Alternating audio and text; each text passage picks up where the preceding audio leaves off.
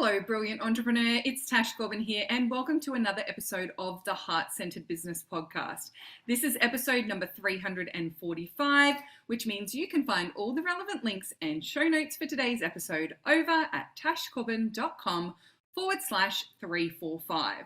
In today's episode, I'm joined by the amazing Emily Osmond, and this conversation took a little bit of a turn, but it was such a brilliant one. So we started off talking about Instagram, why it's so helpful and valuable, some strategies to think of, and some common mistakes. But then we also had a bigger conversation about building a business that aligns with your goals and your lifestyle, how to deal with some of the guilt and comparisonitis that comes when you need to take some time off from your business, or you're not as focused on your business as you might normally be, and also just really shaping your business model to work to your strengths and what you want to achieve, and what your goals for your lifestyle are, not just your financial goals. So I think you'll find this really, really valuable. There were some vulnerable moments. There were some really honest shares from both of us. So I hope you find this really helpful. Make sure that if you've listened to this episode, that you get in touch with both Emily and I. If you've got any questions, you can slide into our DMs, or if you just want to give us a little feedback or let Emily know you found the episode helpful. And do make sure you come and check out the show notes as well, because I've got a link to Emily's freebies page, which is really cool, and there's some really great resources there, links to all of our socials, but also some information about the Heart-Centered Business Conference and how you can get $50 off your ticket. So without further ado, I'm going to hand over to Emily and Tash. I'm Tash Corbin, and this is the Heart-Centered Business Podcast. Hello, everyone, and welcome to another spotlight on the Heart-Centered Soul-Driven Entrepreneurs. Well, that's not the name of my podcast. Business podcast. Hello, everyone, and welcome to another spotlight episode of the Heart-Centered Business Podcast. I'm joined today by the amazing Emily Osmond. Welcome, Emily. Oh, Tash, thank you so much. I adore chatting with you. I have so much respect for you, so I'm excited to get to hang out and have a good conversation. Absolutely. For those of you who don't know Emily, she actually has two brilliant programs. One of them is called the Modern Marketing Collective, which I am a member of, and Emily helps people in that program to be sold out and really get their business off the ground, bringing in customers and grow their presence on social media, which is absolutely brilliant. I'm in there because Emily is my go-to person for Instagram strategy, and she's always got her finger on the pulse. And then her other program, Scalable, is about leveraging your time, creating a scalable product so that you can make more money in less time, which is also very cool and something we're going to talk about today. Absolutely. So Emily is going to be one of our speakers at the Heart-Centered Business Conference in 2023, and she is going to be talking about Instagram. So Emily, why don't we start off with that? What is the appeal of building a presence and an audience on Instagram? Yeah, sure thing. I think it's really interesting, Tash, because a few years ago, I was educating people about like what Instagram is, and yes, you should be on there. It was kind of like people were on Facebook and they just couldn't quite get their head around Instagram. Now I think that's really changed for the majority of people and business owners, and they totally like, yeah, I see how Instagram's being used. I'm using it myself personally, so now my business is on there. And so a lot of what I do now is helping people understand how to use it in the most time-effective way, so that we're not wasting time with our content on there. I think the appeal is that it's just so powerful in terms of as consumers. I know that like my behavior is to go on Instagram to look up a business. And often do you find this as well, Tash, when you meet someone, it's like, hey, what's your Instagram? I'll follow you on there. Yeah, absolutely. It's I've definitely seen a shift in that in in-person events where it used to be sort of 50% Instagram, 50% Facebook. Or business card, even. Yeah, or business physical. Card. Yeah. And now it's like, oh, what's your Instagram? I went to I spoke at an event the other day, and they did a business card kind of drawer where everyone goes around, put their business card in.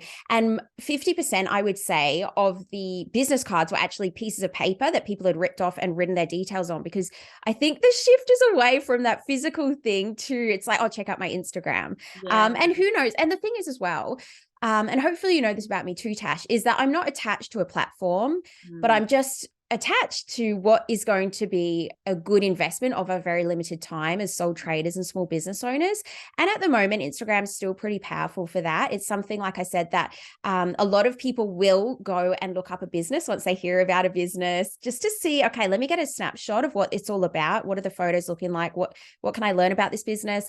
Where we will go and connect with people once we've met them somewhere and give them a follow. And then the beauty of that as well is when you follow someone, you're then showing Instagram that you're interested in them, and you'll see most of their content pop up straight away. So it's a really good one if you are connecting and networking, to make sure that you're really strategic with the content you have there, because then when someone follows you, maybe they've heard your podcast, they met you in an event, they heard you wherever it was, they'll follow you, then they'll start seeing some of your content straight away, because that's how Instagram works. They're like, this person must be interested. Yeah. So it can give you pretty quick returns in terms of people then seeing your content and just being smart about what we're doing on there, having those call to actions as to where do we want people to go next. And I think as well, it's just one part of the strategy. I don't think reels are going to be the only thing that you can do for your business. Yeah. And you don't even have to do reels. Yeah. And this is a bit of a polarizing thing, but my belief is that there's no one thing that you have to do. It's like, figure out what fits with you, figure out what it is that you want to be doing, and you can make it work. And some of the biggest business owners in the world, some of the mentors that I follow, they're not doing Instagram reels, and their businesses are like huge and amazing. So Yeah. don't ever feel that there's one thing that you have to do. But it's just looking at, okay, what's working, what suits me, what do I want to invest my time in, and then go for it and have fun and experiment with it. I love that so much. And I also find one of the other things that I find with Instagram is that the shareability of content, especially when Yeah. you're tagged, means that things are Yes. far more likely to be reshared and reshared. So, like if I'm tagged in something on Instagram, I can share it to my stories instantly, Yes. like 2 clicks and it's done. Whereas some of the stuff that I get tagged in on Facebook, being able to share it, it's not as common a practice. Yeah. And so, yeah, I find that really interesting about Instagram is if Yes. I'm reading a book and I tag the author, I will often, Yes. they'll put my feedback in their stories or Yeah. those sort of things. So it's more networked, I think, in terms of accessing each other's audiences Definitely. as well. Oh, can I add to that as well, Yeah, Tash? for Because one of sure. the things, one of the features that's a relatively new one, that is really good for this and the collaborations and getting in front of each other's audiences, which is such a great way to grow, is through the adding a collaborator to your post. So I Yeah. can imagine at your conference, you could be like, hey, everyone, tag me, like tag you, Tash, in your post, add me as a collaborator on the post, and then it will appear on your profile and their profile if Yes. you want to accept it. And so Mhm. you're just getting, because I'm seeing reels or posts pop up on my feed that from people that I don't follow because they have tagged in someone that I do follow. And Yes. so I'm then getting exposed to this new brand or this new person, seeing some great content there. And it's I really like that. I really like the way that that's kind of working. And as long as it's good content and interesting, which it typically is if it's getting shown in the feed because other people have found it interesting. So Instagram's going to show it. I think it's a really great way that we can jump on board and get in front of existing audiences that might have people that might like what we do. Yeah, absolutely. That collaborator function is definitely something I'm Yeah. playing with for conference speakers even. Yes. So, the conference speakers don't have to create and share the content themselves. They just have to accept the collaboration. Yeah, So I'm perfect. making it easier for speakers to be able to help spread Mm, the word about conference as well. So yeah, there's lots to love I about love that. Instagram. I mean, the visual nature of Instagram Yeah. also lends itself to certain Mm, types of businesses and yeah. personal brands and ones where you are the face of your business is in that. Mm, It's not just about product businesses or yes. clothing, those sorts of things, but actually for service businesses, Instagram Mm, can be really powerful because we're seeing your yeah. face and your brand quite consistently. Yes. So, Emily, what do you think are some of the assumptions or mistakes that Mm. people make when they think about Instagram strategy? Yeah, yeah, sure thing. I think that one of the things that they do is look at what other people are doing and then think that they have to be doing the exact same thing when it doesn't resonate with them. Something else is that they feel like they should be posting more than that they are, and they get up in their head and feel bad about themselves and think that I need to be more consistent. But really you can have success on there with a handful of posts Yeah. a week and that type of thing. It doesn't have to be 3 posts a day or anything like that, especially with the algorithm. If you open up your Instagram, you can see posts that have been around for 12 hours, 24 hours, sometimes a couple of days that are still showing up the top of the feed Yeah. based on when you were last on there, based on what Instagram thinks you want to see as well. So it kind of takes that pressure off, I think. I think that as small business owners, sole traders, there is a sense of that constant pressure of I should be putting more out there. I'm not doing enough. I should be more consistent. So I really want people to just to remove that and know that it's totally okay. You Yeah. can get great cut through and great results without having to share heaps and heaps of content. Mhm. Um, Something else is, I guess, getting caught up on, oh, hang on, there's this new update or new feature or new function.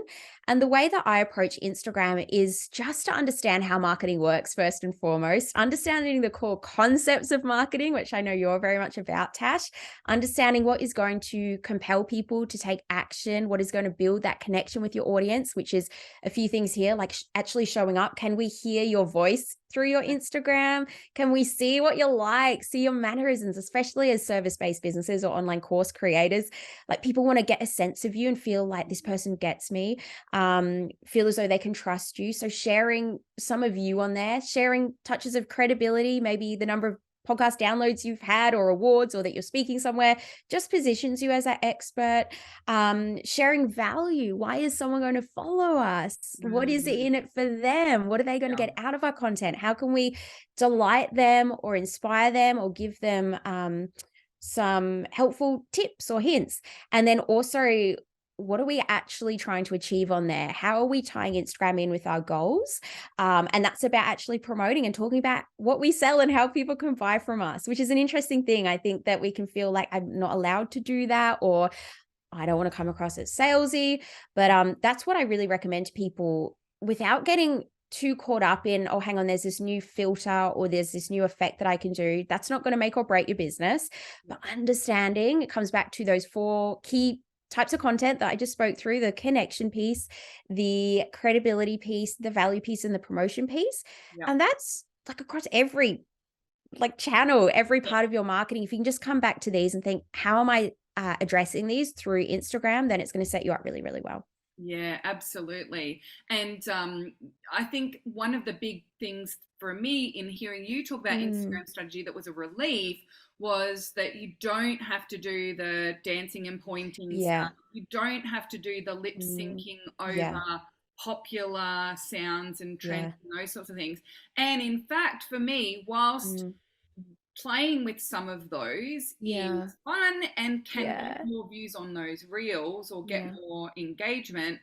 Most of that engagement is Mm, irrelevant to my business. Most yes. of that reach is irrelevant to my business Mm, because it's just because it's trending that it's being mm, shown to all these extra people. Those people aren't my ideal yes. clients. Those Yes. people aren't necessarily going to follow me. Mm, And so, I love the way that you teach things like just show up with your voice. yeah. Talk about something you want to share and help Mm, people with, because that's creating far more connection with your yeah. audience. And if your audience engage with it, it does still get good reach and it still goes to Yes. other audiences and to new people, but it's Mm, going to new people with something relevant, yeah. not going to new people with some random sassy saying or something along Mm, those lines. So I think yeah. that's really like for a lot of people that comes as a relief because Yeah. some of the fear around Instagram is Yes. I'm gonna have to do this. I'm gonna have to learn the dances on Yeah. TikTok. I'm gonna You have to really don't. but you really Yeah. don't have to do Like, those. and do what's fun. For some people, they love that. Yeah. And that's awesome. Like, go for it. Something on that, Tash, actually, is I've had a couple of conversations with people that are in a more, I guess, sensitive subject matter with their work. They might be counselors and that type of thing. And so what they put out there, like they're doing this one of fellow member, putting great content out there. But she's just naturally not going to get a whole lot of engagement back when she's talking about more sensitive subject matters. People aren't necessarily probably going to say, oh, this really resonates, or yeah, I'm totally going through this, Yeah. And we can also keep in mind and take the pressure off. It doesn't have to always be getting huge engagement. Yeah. But if you are seeing an increase in sales through through your business, and that can be an indication that it's working, and actually tracking back where the sales are coming from. Because if you see the business is growing, even if you're not seeing necessarily, you're getting huge likes, huge comments on your posts, but you have a way of tracking and asking people, where did you find me? That can be, it can kind of show that Instagram's working and you're putting out that good content, you're showing up, you're talking, you're sharing advice, you're sharing some of your own personality. Even if you aren't getting that necessarily on the post itself, it can still be so, so powerful. So I want people not to forget about that. And also the other thing that's happening is that conversation on social platforms are more and more going into the private realm. Yeah. And it's like, Tash, I don't know if you used to do this, but when I was at uni, so I don't know, how long ago was that? Ages ago. I used to write on people's Facebook walls, hey, how was your day? So good to see you last night, whatever it might be, like on their profile. And we just don't do that anymore. The conversation has gone from that very public sphere to more the private sphere. And so on Instagram as well, you may find more and more that you put content out there, but people will then DM you as well. Yeah.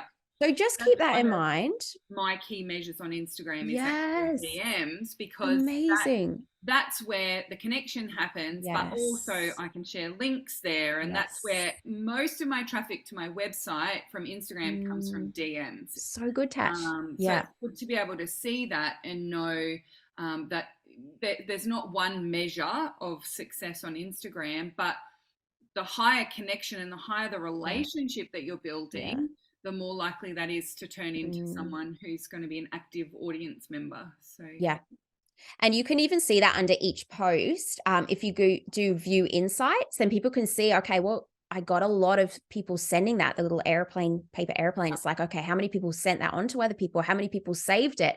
And you might find a discrepancy. I often do between the post that got lots of comments versus the post that got heaps of saves. So just like you've said, Tash, take those different metrics into account as well, and just be aware of and across, okay, what's happening on this content, what do people want to see more of based on those different measures. Yeah, absolutely.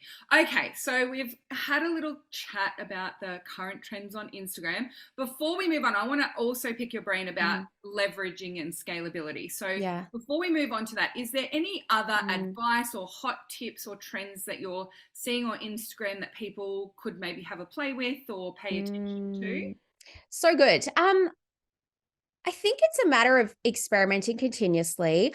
I think, I know that Instagram actually came out and said, look, we probably over-indexed videos a little bit and reels a little bit. So feel free and feel like you have total permission to stick with some of the graphic posts, with some of the static posts, experiment with some of the carousels as well. They're a good way to give that information in the actual post itself versus in the caption. And I really like the creativity that you can do with that in terms of really clear content on those slides. When you're sliding through those different carousel posts, you can have your key points in really nice graphics there. I really like that. I think the collaboration function is a really, really smart one, and looking at how you can leverage that for your business. What else? I think as well,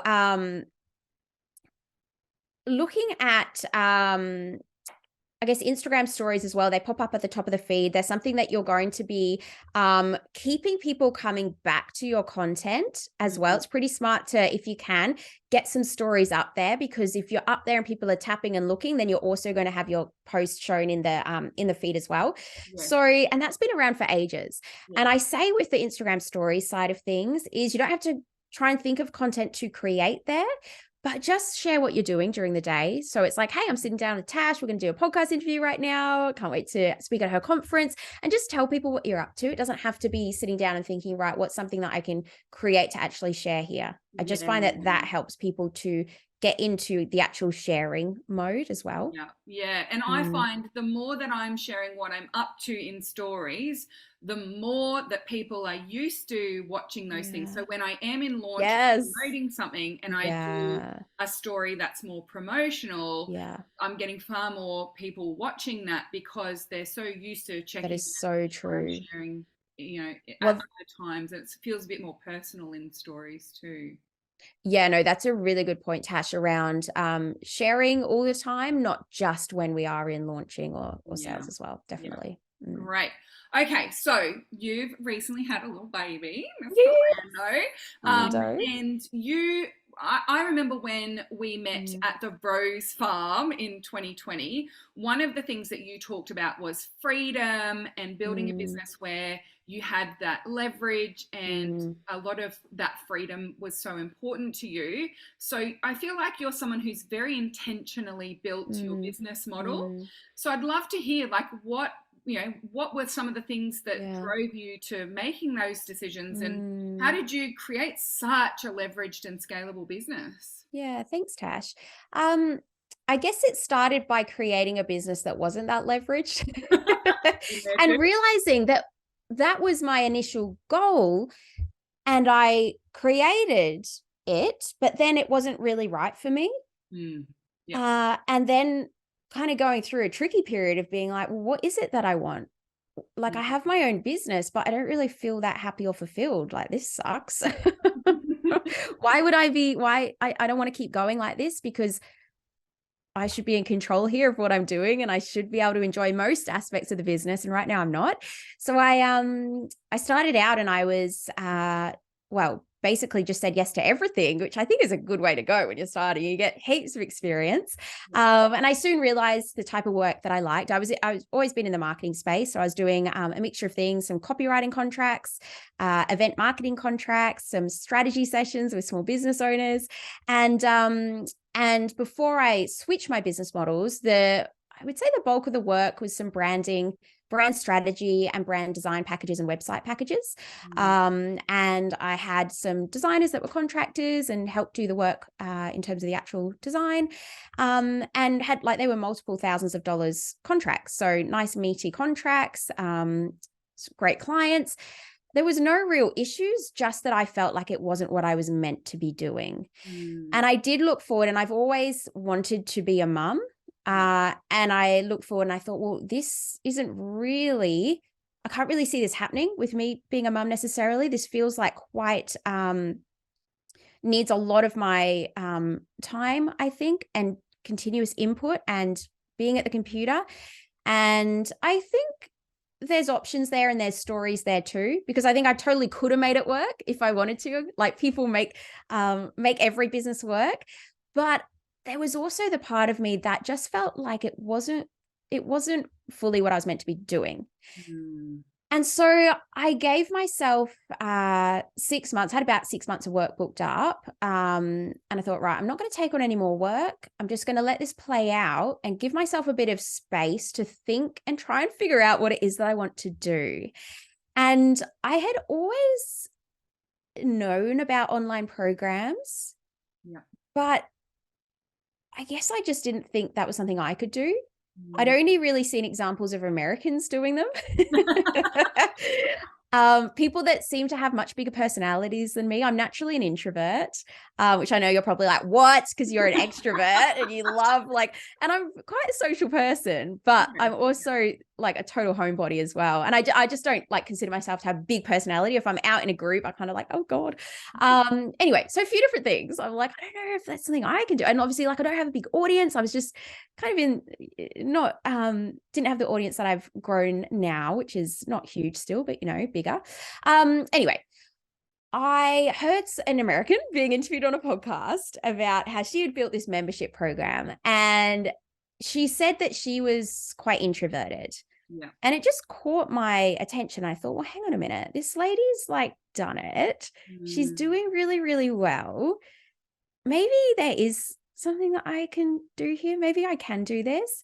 And I for me, I loved the idea. And I also, sorry, I'm rambling here, but I also went back and looked at, okay, what are all the different revenue streams in my business? What are all the different things that I'm offering? What are the percentage that they're bringing into my business? Put it in a spreadsheet. And then, like, how do I feel about each of those offerings? Do I enjoy them? Do I love them? Do I find them a bit like energy depleting? And it was really clear to me that my favorite things were when I ran workshops, because I ran in-person workshops teaching small business owners Instagram and content strategy, and that I also loved doing the strategy sessions with business owners. So I thought, right, there's something here about, I love the teaching, I love the sharing ideas, and I love bringing people together. And so I had a free Facebook group at the time, had about 700 people in there, I think it was. And I was basically running a free membership. People could be in there. I gave them weekly advice. And I thought, right, well, let's put it out to them and see what they would be interested in. And I put a survey just with a few different options. What are you interested in? Maybe this course, maybe this event, maybe this retreat, maybe a membership. And at the same time, I didn't really want to create membership because it seemed really, really scary to me. Like, what if I don't know the answer to what people are asking me? What if there's just like so many questions I can't keep up? But there was a pretty clear indication that people were interested in ongoing monthly, basically access to strategies and be able to ask questions and that type of thing. And I'm pretty quick at taking action. And so I think it was only like a month later or a few weeks later or something, I figured out Kajabi. I put my program out there, didn't really know anything about launching or anything. Did a 5-day email series at the advice of a really good business coach. So I joined her program and she's like, oh, you probably want to do like something before you just say, hey, join my membership. Yep. So I did that. And that's been 4.5 years ago or so. And I've just had that same program, and that's the Modern Marketing Collective. And for me, it has just like, I just adore it. I love that it allows me to do the work that feels really in flow to me. I love, which is the supporting people and inspiring and connecting people and creating that community and like helping people. Yeah. Answering questions, yeah. Helping people be like, well, is that true? Like, what about this strategy? If you tried this, what are you doing? Let's talk about that. Sharing strategies in there and some live events, bringing people together. I love that it like helps people and I see their transformations and I see like what it does for them and their businesses. Even if like we've had a couple of Facebook conversations and it's like, wow, they're getting so much out of this, the trainings that are there and being part of that community. It doesn't have to be fully me one-on-one sitting down for a day with them. Like they're still getting such awesome results. And then I love that it allows me to have most of the time pretty low stress business and life. And that's just super important to me. I don't want to be feeling hectic. I don't want to look at my diary and have back to back meetings or coaching calls or that type of thing. It's just not what I want. Yeah. I think I need quite a lot of downtime. And now that I have a 6-month-old or a 7-month-old Lando, it has allowed me to keep that membership happening, to keep having the revenue coming in. It's not by any means like I'm not smashing out of the park right now. It's not growing massively because I'm not doing much work in the business, but it's still there. People are still getting results. I'm still doing a coaching call once a week or so. The revenue is still coming in and yeah, it just works for me. And that's the thing. I figured out what I want and what works for me. Yeah. And that's going to be totally different for everyone. And I'm a big advocate of like anything can work. And there's no one right way to do things. And there's no one right business model. Because I know other people like love stuff that I don't love. And sometimes I find myself being like, oh, maybe I should be doing that. Like shiny object syndrome or like, oh, other people are doing this. But then I've just got to remember, okay, no, I don't actually want that. What do I want? What feels good to me? What's the bigger vision? So, yeah. Yeah. And so did you find that I mean, first of all, I just want to say, it's going to be so reassuring to people to hear some of those like challenges that you had and some of those hesitations, because I think also people who see you online would think you're a natural presenter, right? You're naturally just so good at what you do. And I think it's such a good reality check to hear people honestly share, I had never seen anyone but Americans do it, or I didn't think I had a big enough personality, or you know, all of those sorts of things. And I felt exactly the same way with some of my shifts in my business as well, because I didn't want to be a manager of lots and lots of Yes, people. So that was me too. was really Yeah. hard, And I think sometimes we just make assumptions. People would Yeah. assume you just are so confident. People would assume Mm, you just know how to do things. mm, There's none of that like challenge and imposter syndrome and all of those yeah. sorts of things happening behind the scenes. But there still is. Like, that's one of the biggest things I think I struggle with.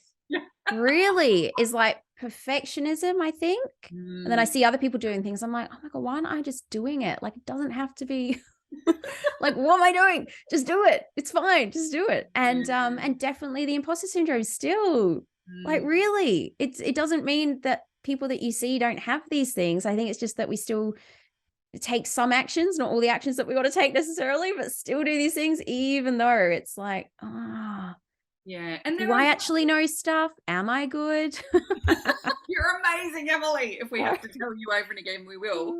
But I think also lots of people have different reasons for not necessarily going all out and working the 10-hour days and all that sort of thing. Like I had that myself with oh my gosh, being away for the last 2 years, really, after my surgery in 2021. It's taken me a long time to get back to even 10, 12 hours a week. And so seeing other people sharing in their Instagram stories, like, I've got 3 podcasts and 4 client sessions and blah, blah, blah today, like, it makes me feel exhausted just reading through what people are doing on a day-to-day basis.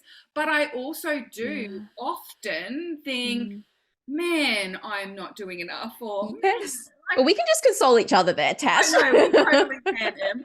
And I have to keep reminding myself, just like you said, like, that's not what I want. I don't want to do 10-hour days. I don't want to have back-to-back meetings. I feel guilty that I don't a lot of the time. And I think that can sometimes be money mindset and mindset blocks, because we feel like we have to earn it and we have to work hard and all of those sorts of things. But I would much rather this gradual, consistent growth of my business, doing it the lazy way, doing it in a very boundaried way. It's that FOMO sometimes of like, am I being left behind? Or, I'm like that whole leaving money on the table thing and feeling about it. But honestly, I think it's great for us to have these conversations, because there are so many people who they have a chronic condition, or they have kids, or it's not a growth phase of their business right now, or, they're caring for someone, or they just elderly parents, grandkids, just want to travel. Like, it doesn't even have to be an external reason. Some people just really value freedom. And so having that comparison to other people and the big days that they're doing, it's hard and it's tricky sometimes to remind yourself and remember what you want. Absolutely. Is there anything that you use or anything that you do to really like get yourself out of that comparisonitis? This is so perfect, Tash, literally this morning. I feel like, and I said this before we hit record, but I have felt like I haven't had a lot of time to just think deeply lately. And it's been like, my hand's been pretty full. I've kind of been full-time mum mode. And so my partner has Lando at the minute downstairs as we do this, and then I'll have him back, and I've got trackies on in the bottom half. I'm like, it doesn't matter. She's only gonna see the top half. It's all good. Then I'll swap my top and get vomited on again. Bye, baby.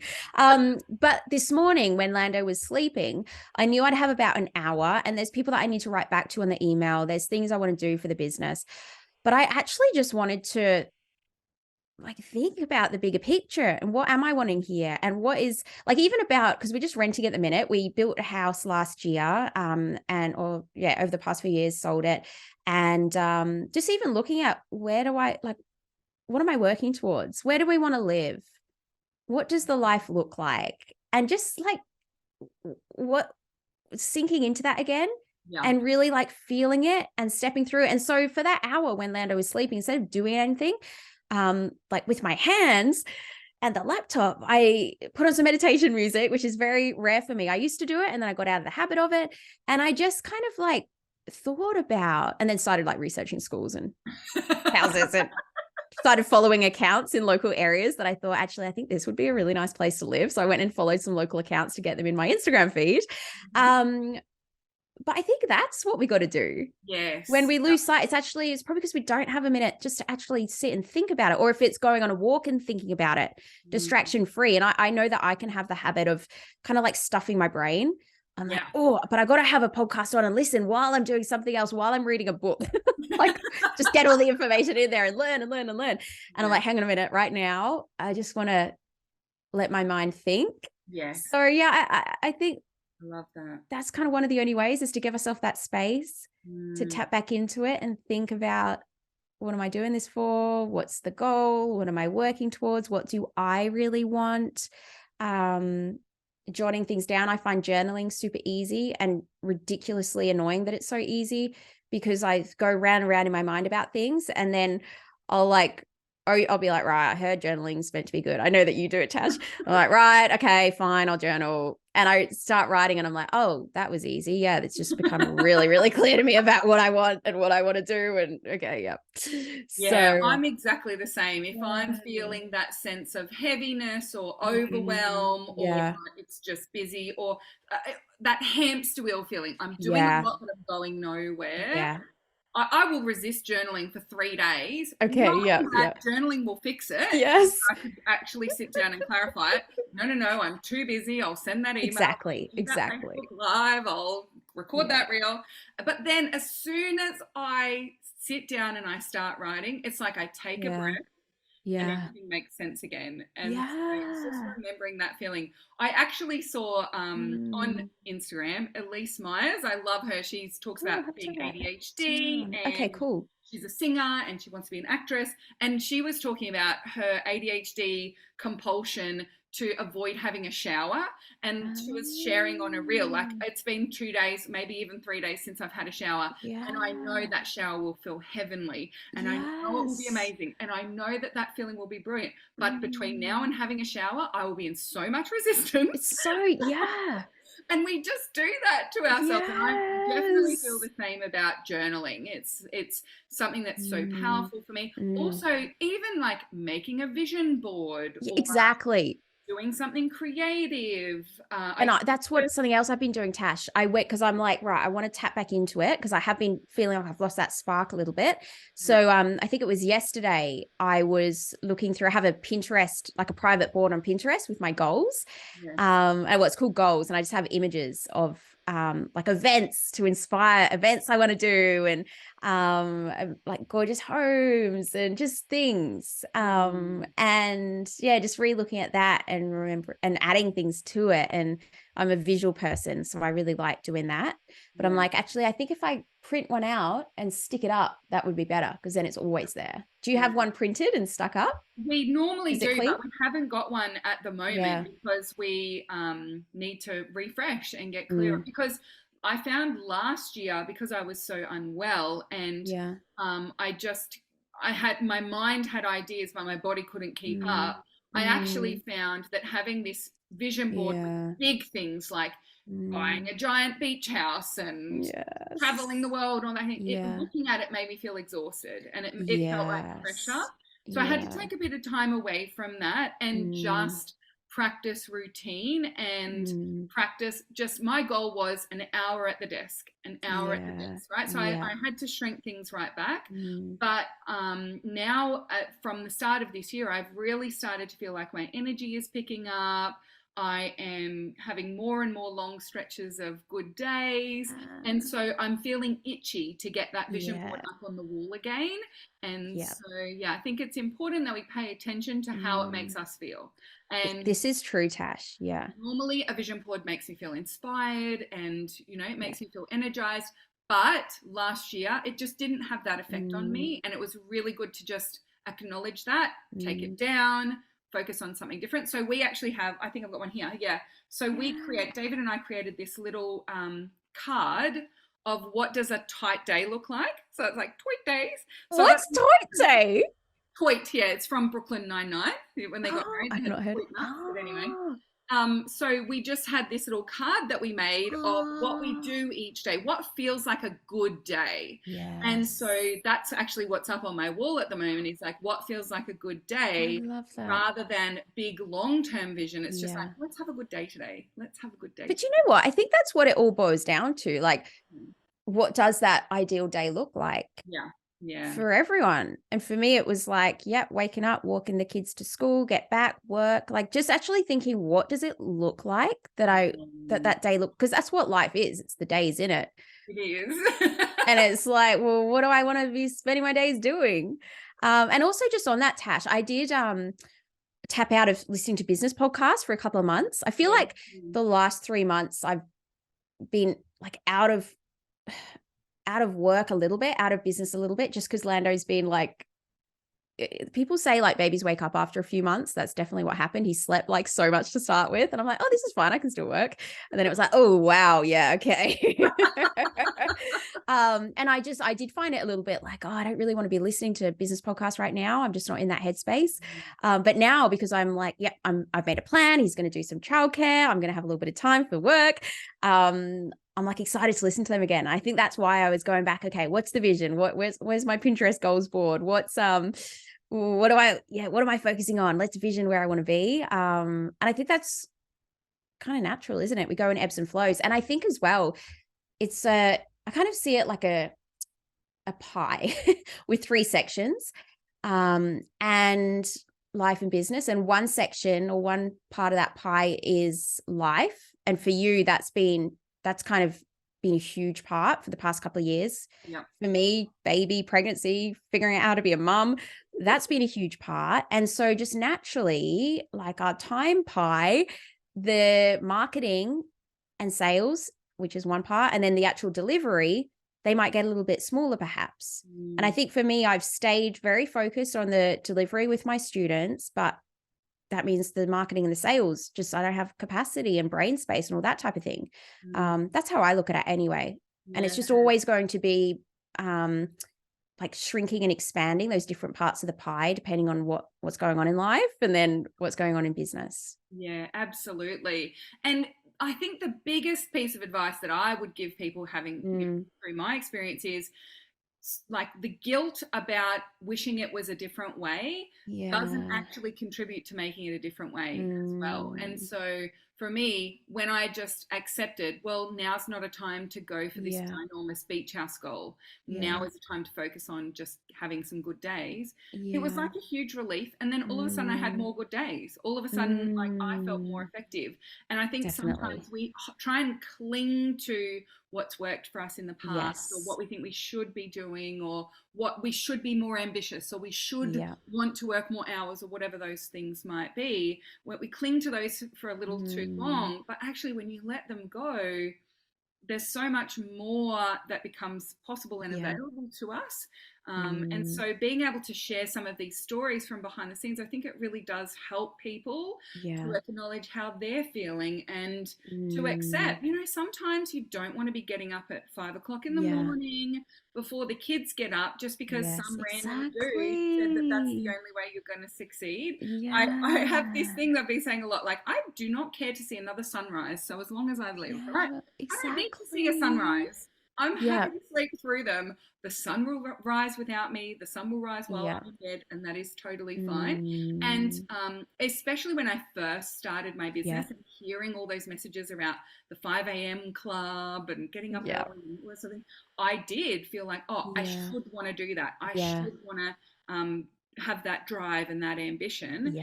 But I found more success by accepting I don't want that type of ambition. My type of ambition is different, and I'm just going to accept it and I'm going to embrace it. So, what a powerful combo, Emily.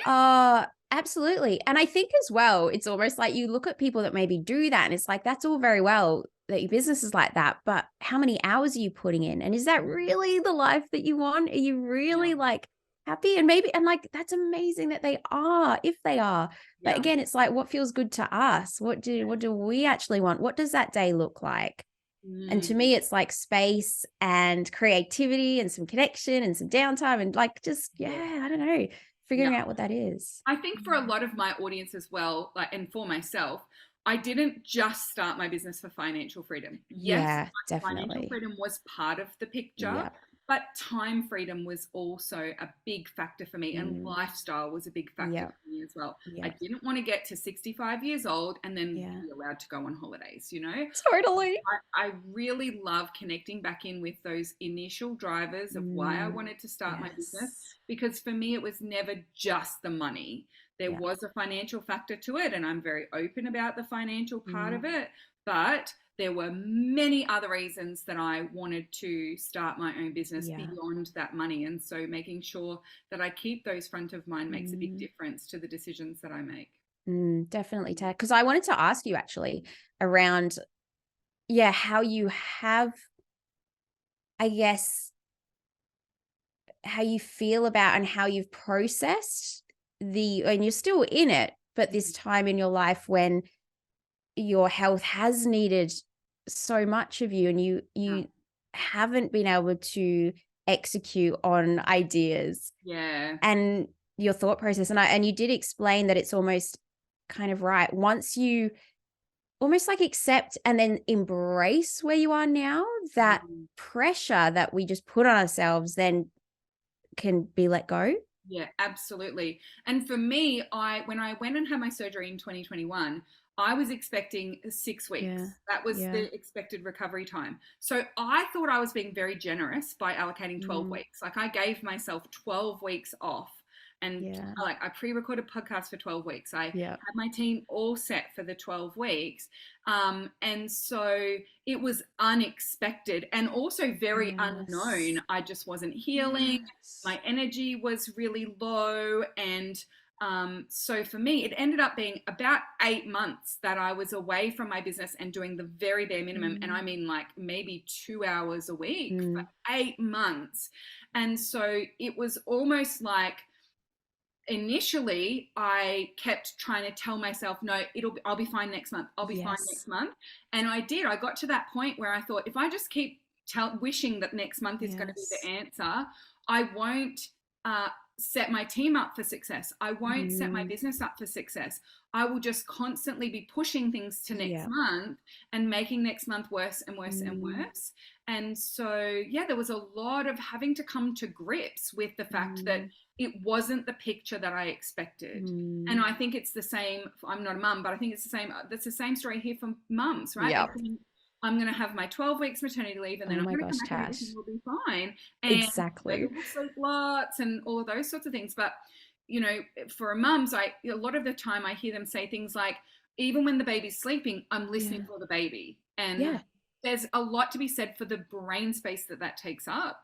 And so Mm-hmm. for me, it was, even though I've got some good energy for the next hour, I don't know if it's going to last. And so, Yes. do I embark upon a project that I'm going to Mm, need future energy for to finish, or yeah. do I just keep the fires out, right? Do I just fight Yeah. fires for now because I don't know if I'm going to get another good day for another few days? So Definitely. yeah, there was a lot of coming to terms with that. Mm, And it took a lot to accept mm, that that was the way that it was going to be. mm, But when I did, and when I had a big conversation with David about, mm. talking about this multi-million dollar beach house is Yeah. making me feel tired Yeah. and Yeah. pressured, and I don't think it's Mm, productive anymore. It yeah. was a huge shift for me. Yeah. And it just allowed me to focus on now and focus on Mm, healing and focus on mm, looking after my body. And yeah, it was really tough financially. I mm, didn't have a membership like you, Emily. So mm, for me, my income does rely quite heavily mm. on marketing. I had a lot of payment plans because for my takeoff program, I Yes. did an extended payment plan before my leave. Yeah. So I had a lot of people on 10-month and Yeah. 12-month payment plans. So I was very fortunate about that because I did Mm, still have that baseline income. But as those payment plans started to finish, mm, that was when there was like another wave of, mm. okay, well, I now am not having enough consistently coming in to pay Yeah. the team and pay myself. We're going to have to make some changes. Yeah. So yeah, it was really tough, and I still find it quite challenging because I was so on track for $1 million year, Yeah. and Yeah. that milestone felt really important to me. Mm, And I had said I wanted to do it before I Mm. was 40. Now I'm 41. All of those things. 41, There's a bit so of good. mourning, like, oh, I Yes. didn't make that, or I didn't Yeah. achieve that goal. But I think ultimately I am so grateful. I have to keep reminding myself I didn't Mm. have to ask anyone for sick leave. Yeah. I don't have to convince anyone that I need the day off today. I just Mm. get to decide. And that Mm. is so powerful to me. Mm. And so, what ended up happening for me a lot last year was I would be on the couch, absolutely gone. Like, I just couldn't even get off the couch, couldn't think straight. I couldn't even Yes. watch a screen. I couldn't watch Yeah. Netflix. Like, I just had to like stare off into space. But I would ultimately be overwhelmed with the gratitude Mm. that I could do that. Mm. That I have a life Yeah. now Yeah. where I can sit on the couch and I can stare off into space Yeah. and the world doesn't end. And I don't have Yeah. anyone yelling at me that I should get back to work. And so, yeah, I'm really grateful that I started Mm. this business. I'm really, really Mm. grateful for the life that I have. And Mm. I feel like now, as my energy's coming back, as I'm really Mm. healing, things are starting to make a lot more sense. My brain is working more Mm. effectively. It's like, wow, I never went back to square one. I never had to start Yes. over from scratch. Yes. Even if my income dropped down to Mm. starting from scratch, Yeah. I have an audience, I have Yeah. momentum, I have a mailing list, I have Exactly. experience, I have the products, the programs, the assets. So all of that is not wasted. Totally, Tash. I can so resonate with that. Oh. Yeah. And I think as well, I've got to say, like the becoming a mum for me, that was a choice. And for you, your illness and well, Yeah. the surgery and then the recovery wasn't a choice. So there's that difference there. But yeah, I was definitely like, I don't know why, but I was like, yep, 3 months, pre-record everything, get it pretty organized. That'll be good. And then I think I thought, and then it will be childcare time. But then it got to the 3 months. And I think I was just like, it was too hectic. Like I Yeah. was figuring out this baby, he was changing. I was just was like, and then like the same thing as you. It's like, no, next month will be fine. Or it was like next week, it'll be fine. Next week, I'll have this sorted. Next week, like, I don't know what's going to happen, but it'll be fine. Did it happen? So then it's like, okay, well, what do I want? What feels good to me? Let's not look at what every other mum is doing or what other people's opinions are, but what feels right to me. What do I want my week to look like? And let's make decisions based on that. So, but yeah, it's super interesting. Oh, Beautiful.